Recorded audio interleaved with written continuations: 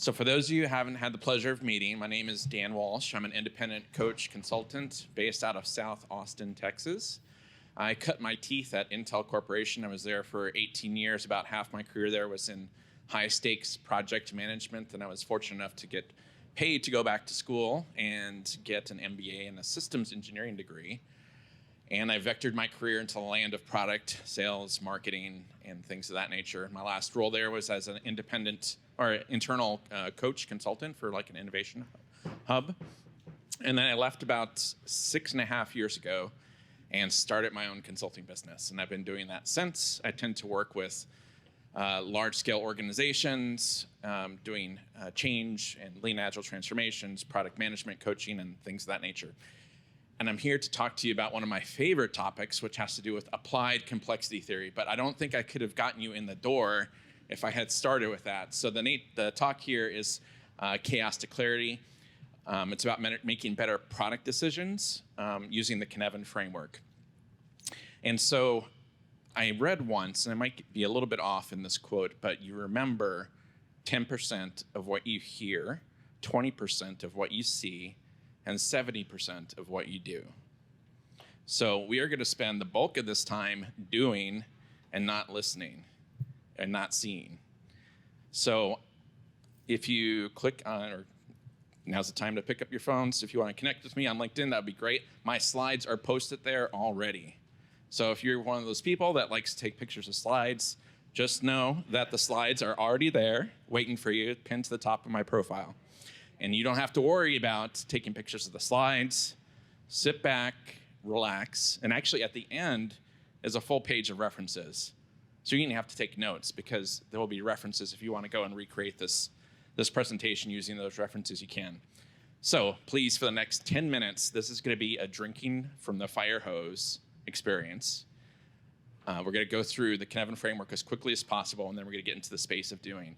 So how many people here have heard or are familiar with the Cynefin Framework? I know I'm hoping at least 6 people are. I see 4. Okay, I'm gonna need 6 volunteers here in a bit to act as co-facilitators as we go through this exercise. So when it comes time for that, I would like these brave volunteers to make their way to one of the 6 flip charts on the board and help your self-organizing team figure out this exercise. Thanks again to Pragmatic and Carnegie and all of our sponsors. I love product camps. This is probably my 6th or 7th that I've been to. I've been to them in 3 different cities, but I love them, and I thank you for the sponsorship. So without any further ado, here we go. The Cynefin Framework. Cynefin, it's a Welsh word created by this guy from Wales, David Snowden. He's definitely the author and thought leader behind this. So Cynefin, it's a bit of a specialized word. It means the place of your multiple belongings. It's where you feel at home. Austin, for me, is kind of a Cynefin. I've moved to Austin 7 times. I've picked up all of my worldly possessions, put them on a truck, and moved to Austin 7 times. I'm like a moth to the flame when it comes to Austin. So Cynefin resonates with Austin, for me at least. And what the framework is about, it's about understanding the nature of the system that you're in order to take more effective action. If that's just a lot of words, I think if any one of you have been like a frontline manager or a leader, you've heard of this concept called situational leadership. Who's heard of situational leadership? Okay. See, that should resonate with more of you. And what situational leadership is about, it's about understanding the situation that you're in so you could adjust, tailor, adapt your management style to fit with the context and the situation at hand. And that's really the heart of what Cynefin's about. It's a sense-making framework. Understand, make sense of your world in order to take more effective action. So really, it's first about situational awareness followed by contextually appropriate action. The way I like to introduce this is as a spectrum. On one side of this, you have foresight and predictability. You have things that are very clear. You could see far into the future. You know when tax day 2024 is coming, right? You can look that up. Perfect clarity. You know exactly when your taxes are due. And then on the other side, you have no foresight, very unpredictable, very unstable. When's the next time that lightning's going to strike here in Austin, Texas? Nobody knows. Nobody knows. You can't tell, right? You can't see it coming. And then everything is in between there. So we have these different domains that we're going to start to label. So we have clear on this side. Then we have complicated. It's not quite as predictable as clear is, but it's somewhat predictable, somewhat stable. And then we have this domain called complex. And then finally, chaotic. And now, if I had started this talk and said that's not a complex problem, that's a complicated problem, many of you would probably say that's just semantics, you're playing with words, and that's fine, that's true in this sense. But one of the benefits of the Cynefin Framework, it helps give you a language that you and your leadership team and your developers can all rally around in terms of separating the nature of these different situations into these different domains. Now, if you're not sure which of these 4 domains you're in, then you're confused. Or you think things are complex, but they're actually complicated, or vice versa, right? So that's what confused feels like. And actually, if you're on a team, if the team is like arguing, debating about the nature of how we should go forward, that's also confused because I'm disagreeing with you. Like, I think things are this way, you think things are that way. So what we're going to do is we're going to take this framework, draw boundaries between these different 5 domains, wrap this thing around kind of like an upside-down horseshoe. We're going to slide confused into the center. And we know that there's a bit of a gap here, right, between this line, right? It's like you're kind of hopping from one end of the line to the other. So there's going to be a fold or a cliff there, and that gives you the Cynefin Framework.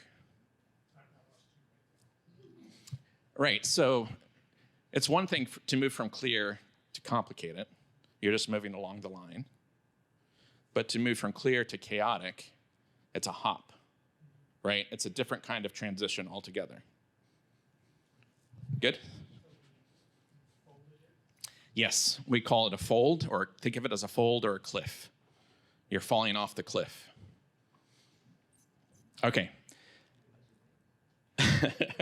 So we're going to go around this framework very quickly. I'll talk about the 5 different domains, about the nature of the domains, what they feel like, give you some examples of what tools and methods and heuristics are appropriate for each of the domains. And again, I'm racing against the clock. How much time do I have left in 10 minutes? Yeah, 2 minutes. 2 minutes left. Okay, so I'm going to pick things up. All right, so we're going to start here in the clear domain. This is where you have so many constraints. Things are very locked down, very rigid. There's very few degrees of freedom. This is the domain where best practice lives. There is such a thing as a silver bullet. There is a best way, singular best, optimal way of doing things. Here you want to sense, categorize, respond. Sense that you're in a clear situation, look up the appropriate approach, categorize it, and respond accordingly. So think about standards, SOPs, checklists, best known methods. If your internet goes out, you pick up the phone, you call your internet service provider, they start walking you through a script. Check have you rebooted your modem? Have you checked your connections, et cetera, et cetera. Then we have the domain of complicated. Here we have governing constraints. There's less degrees of freedom, but things are still tightly coupled, so there's a degree of predictability. There is no singular one best practice. There's several good practices. And here we want to sense, analyze, respond. So think about expert analysis. You want to just give your taxes to the tax professional, hire the doctor to do the diagnosis, hire the lawyer, or whoever your professional is to help solve the situation. So here, think about budgets and playbooks and communities of experts and better known methods. Then when we have the complex domain, this is where we have enabling constraints. You're trying to make things enable, emerge. We have semi-stable constraints. Things are dynamically changing, adapting, moving. This is the domain of exaptive practice. Really quickly, that's essentially it's borrowed from biology. It's like why dinosaurs evolved feathers. They evolved them for warmth or sexual display, and then they got exapted, radically repurposed from warmth or sexual display into flight, into gliding. So think about MacGyver. Think about the creation of the microwave, right? Some guys, he was maintaining a radar installation, his bar of chocolate melted in his pocket, and he realized that you could use this thing to heat up food, and that was the creation of the microwave. Lots of examples of that in the technology space. So here, if you are in the domain of complexity, You want to have several small bets. You want to tap into informal networks. You want to have adaptive, resilient methods. The next domain is the chaotic domain. This is like crisis management, firefighting. A lot of radical innovation can actually come out of crisis, so it's not always a bad thing. Very famous quote from Rahm Emanuel is, never let a good crisis go to waste. A lot of bureaucracy, a lot of new ways of doing work and operating come out of crisis management. So think about all the new ways of working we got out of a global pandemic that we're just thawing out of. This is the domain of novel practice, act, just try and survive the night, sense and try and figure out what's working and then respond accordingly. And then finally, we have the confused domain. Again, what this means is you're actually in one of these other four, you're just not sure which one. So this looks like conflict, it looks like debate. Here we want to have more diverse perspectives, break things apart, diagnose, etc. Some very quick examples. I'm going to give you maybe 2 more minutes of metaphors, and then we're going to get into the exercise. So this was a lot of information, so I'm going to switch down to metaphors to help you make sense of this. I am a gambling fan, so I like going to Vegas and things of that nature. So here are some games of chance to help you make sense of the nature of these different domains. So think about a coin toss. Even my 7-year-old at home could flip a coin and tell you if it's heads or tails. Think about blackjack. You have to memorize probability tables and know if the deck is stacked or not in your favor. Then we have complex, Texas Hold'em. There's fakes, there's ruses, there's multiple rounds of betting, right? Are they gonna bluff? Are they bluffing now? So it's a lot of kind of adaptation over the course of a couple of rounds of Texas Hold'em. And then chaotic, think about a food fight, or Calvin ball if you're a fan of Calvin and Hobbes. And I had to come up with one for confused, so I'm gonna go with who, hey, how. Has anyone been familiar with that? So we went to Macau once. It's also called fish, prawn, crab. So this is what the table looks like. So who's ready to put some money on this table and play? Right, so hopefully this creates a sense of confusion. This is probably actually either complex or chaotic, or excuse me, complex or complicated, but I'm not sure which yet because I don't know if I should put my money on the crab or the shrimp. All right, a little bit closer to home, think about problem triage, right? Clear, just do it. We've done it many times. Just give it someone, have someone go book the meeting or whatnot. Complicate it, trust the experts. Complex, try several things out. Think of the small bets. Chaotic, think about containing, stabilizing, and also investing in advance of need. So think about training your SWAT team, training your firefighters, so that when chaos hits, you have a trained response. How many product folks are familiar with prioritization heuristics? So what are some prioritization heuristics that you've used in product management? Any prioritization heuristics? Just shout them out. Which one? ICE? Nice. Mm-hmm. Nice, Moscow. Way to shortest job first. Right. So if we spent the rest of an hour brainstorming, how many prioritization heuristics do you think there are? 20, 50? 30. Yeah, so there's quite a few. So how do you know which one to use in what situation, right? So you could use the Cynefin Framework to organize your portfolio optimization heuristics and your prioritization heuristics. So here's one take on that, and this is not comprehensive. This is not 30. There's a heuristic called Take the Best by Guy Gernzer for clear.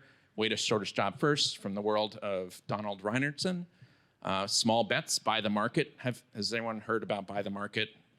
If you have a portfolio of $100, you split up that portfolio and spread your bets equally across multiple investments. And then chaotic is first fit pattern matching. There's some work by Gary Klein that you could reference later for that. So now we're ready for the exercise. So when I say go, actually, if you're familiar with the Cynefin Framework and you want to help me out with this, please make your way to one of the 6 flip charts.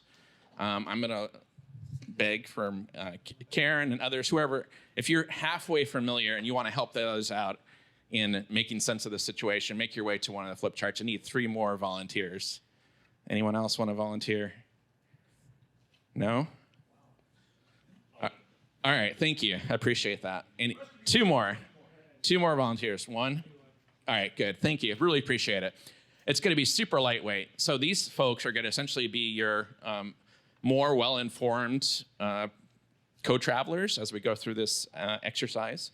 So what we have here is the Cynefin Framework. I'm asking you to recreate this framework and situate, position these individual data elements that we have on the flip chart. You'll recognize these. These are from the world of product management. That might be about portfolio optimization. That might be about working with your team. They might be about goals and roadmaps. So these are all things that product managers should be familiar with. They're either problems or tasks or decisions.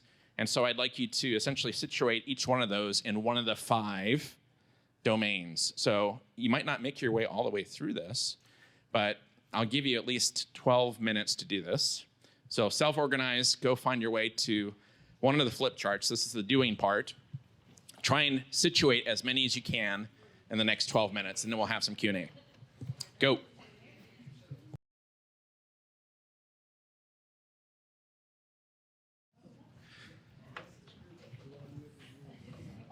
All right. So a quick debrief on this exercise, then I'll turn it over to you guys for Q&A. So I think a nice debrief, if you want to linger a bit afterwards, walk around, look at how other teams categorized, made sense of these data elements. They're absolutely, I guarantee they'll be different than how your team did. Obviously, it could be because they have a different background, they have more knowledge in one area than another. Maybe just interpreted the words, the plain text on the sticky differently than your team did. So I guarantee that there will be some surprising differences amongst teams. I think another nice way of doing this back in the real world with your teams is obviously you could brainstorm your own decisions, you could brainstorm your own tasks, you could brainstorm your own set of problems, and then get different groups of people together, have all the engineers develop a model of the Cynefin Framework for themselves, have the managers use the same data set, develop a Cynefin Framework for the managers, and then compare and contrast the differences, or project managers versus product owners, or scrum masters versus leadership, et cetera. All right, so that's some next steps if you want to go there. There's some references here as well. So I would definitely start, if you're new to the Cynefin Framework, one of the best ways to get started is by reading an HBR paper.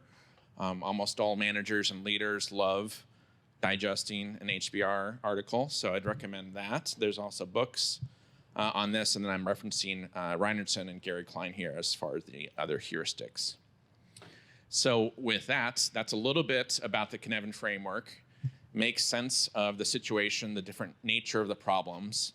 The nature of the problems and the situation and the context informs your action. Should you go and hire an expert? Should you say, we're not going to spend all of our time in analysis paralysis. We just need to try several things out. And if those things work, then do more of it. Or is that just a very clear task and anyone could do it? Give it to the intern, the junior dev, et cetera. So with that, I'm going to turn over to you guys for Q&A for a couple minutes. What do you guys have? Go ahead. Is the goal always to get to clarity, or is that like, no, we have to be able to settle, like maybe it goes from chaos to complex, and that's good enough, and it's very situational? Yeah, so Cynefin 101, I would say, is having a common shared language about talking about the nature of these different spaces. And then you get into things like, what's the right action to take given that you're in that space? And then the next level you could start getting into is how do you shift and shape things by manipulating constraints, by locking things down, or by loosening constraints. You could start to dynamically move from one domain to another. So there's a lot more you could get into in terms of Cynefin dynamics and strategy and leadership after this. But this is just your first 15-minute foray into the world of Cynefin and applied complexity theory. So that's how we got started today. Go ahead, Tom. Along that line is, at least within our discussion, is like, well, it kind of depends upon the organization, whether this falls under complex or, complex or Yep. or clear. Yep. And is, I'll use the end of life one, for example. Yeah. Some companies have a very clear end of life methodology. In that case, it's probably clear or complicated. Yeah. So two things are coming up in your comment / question. The first thing is this framework does have kind of an understanding of an objective nature of reality. Reality is as it is. And then we have our perception on the nature of that reality. And so this model accounts for both of those, right? Our things are as they are, and then do we perceive them in the right way? And the other thing that comes out is in almost any real world situation, and I would include almost every data element on here, there are going to be some aspects of that thing that are more like this domain than that domain. So when it comes to things like end of lifing, if we break that thing called an end of life of a product into 20 different things, right? Because it could be, maybe it's 30, maybe it's 50. What do our customers think about end of life? What do we think about end of life? What does management think about end of life? Is it the process that we're talking about, or is it the user exception of that? So if we unpack that concept, that one concept of end of lifing a product into 20 different things, we can now better situate that concept across these different domains. So that's a good example of something that's in the confused domain, where we just need to unpack this messy hairball of a thing. Here and then here. Oh, are we out of time? All right, one question, then we're done. I'm happy to hang out after, Sherry. Mm-hmm. What's the next step? What do you do after it with what you have? And how do you prioritize from this list? Yeah, so if this was like a list of priorities, let's say these are the top 20 problems of your organization, right? So these problems, you just need to have someone go off and do it. Anyone could do it. This one, who are the right experts we need to hire? What are the right experiments we need to go and design and probe and things in parallel? What fire prevention techniques or investing in advance of need do we need to take to make sure that when this happens, that we're prepared for it? And this we just need to unpack a little bit more, get more diversity, more opinions all looking at it. So that's one thing you could do. There's so many different ways you could use, I think, the Cynefin Framework and operationalize it. This is just kind of dipping your toe into the one experience, I would say. So thank you for your time. Sounds less like prioritization than reacting to appropriate things. Yeah, so prioritization is just one thing. You could use it for planning. You could use it for requirements capture. You could use it for change management. You could use it for people development.